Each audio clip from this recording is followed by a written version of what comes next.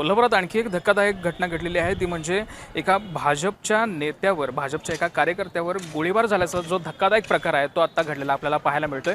मी आत्ता आहे कोल्हापुरातील नाना पाटील चौकनगर इथं। एकंदरीत जर बघायला गेलं तर आत्ताची ही नेमकी पार्श्वभूमी जी आहे ती आत्ता मी दाखवण्याचा प्रयत्न करतो। याच ठिकाणी जो कार्यकर्ता होता तो इथं थांबला होता, एका गाडीमध्ये थांबला होता आणि त्याच पार्श्वभूमीवर तो काही जण दोघं जण आले आणि ते दुचाकीवर होते आणि त्यांनी अचानक जो गोळीबार आहे तो गोळीबार केलेला आपल्याला पाहायला मिळतोय। इथं जर आत्ता बघायला गेलं तर याच्यामध्ये जे नेमका गोळीबार कुठे झालेला आहे आणि त्याचे काही पुरावे मिळतात का अशा पद्धतीने इथं जे पोलिसांचं जे तपास आहे ती तपास यंत्रणा आपल्याला लागू झाल्याचं आपल्याला एकंदरीत पाहायला मिळतं। हा जो गुन्हेगार आहे आणि एकंदरीत जर बघायला गेलं तर त्याच्यावर मोका अंतर्गत कारवाई देखील करण्यात आलेली होती आणि त्याच्या पार्श्वभूमीवर अनेक गंभीर गुन्हे जे आहेत त्याच्यावर दाखल असल्याचं आपल्याला एकंदरीत पाहायला मिळतं। नाव सूरज साखरे असं आहे आणि यापूर्वी काही गुन्हे जे आहेत ते इथं दाखल असल्याचं आपल्याला एकंदरीत पाहायला मिळतं।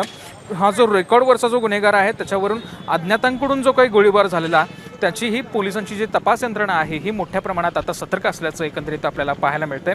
कोल्हापुरातील हा फुलेवाडी रिंग रोड परिसरामध्ये नाना पाटील चौकाजवळ जे पोलीस आहेत ते इथं जमलेले आपल्याला एकंदरीत पाहायला मिळतात। बघायला गेलं तर इथं बघ्यांची मोठ्या प्रमाणात जी गर्दी आहे ती देखील आपण इथं पाहू शकतो। मी माझ्या सहकार्याला बघ्यांची जी गर्दी आहे ती त्याच पार्श्वभूमीवर जर बघायला गेलं तर हल्लेखोरांनी एकंदरीत बघायला गेलं तर यामध्ये सूरज साखरे जो आहे त्याच्यावर 3 राऊंड जे आहेत ते फायर झाल्याचं आपल्याला एकंदरीत या प्राथमिक माहितीनुसार आपल्याला पाहायला मिळतं।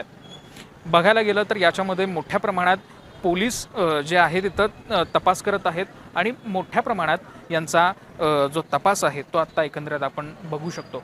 LS मराठीसाठी मी निरंजन, कोल्हापूर। काय नेमकं झालं होतं, काय ती गाडी तिथनं आली त्यांची सूरज यांना ती वरनं खालती आलती समोर ती दोघं होते ते येणारे गुन्हेगारी ती तिथनं एकटा उतरून त्यांना बंदूक दाखवून की मारालता ते पिस्तूल मारून त्यांनी त्याला मारला इथं मग तो सूरज यांनी तिकडं पळून गेलेत मग तो पण गुन्हेगार त्यांच्या मागणं तिथं पळून गेला।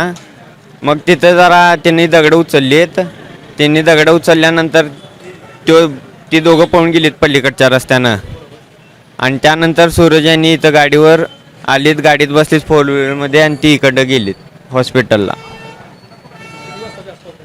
2:15च्या आसपास।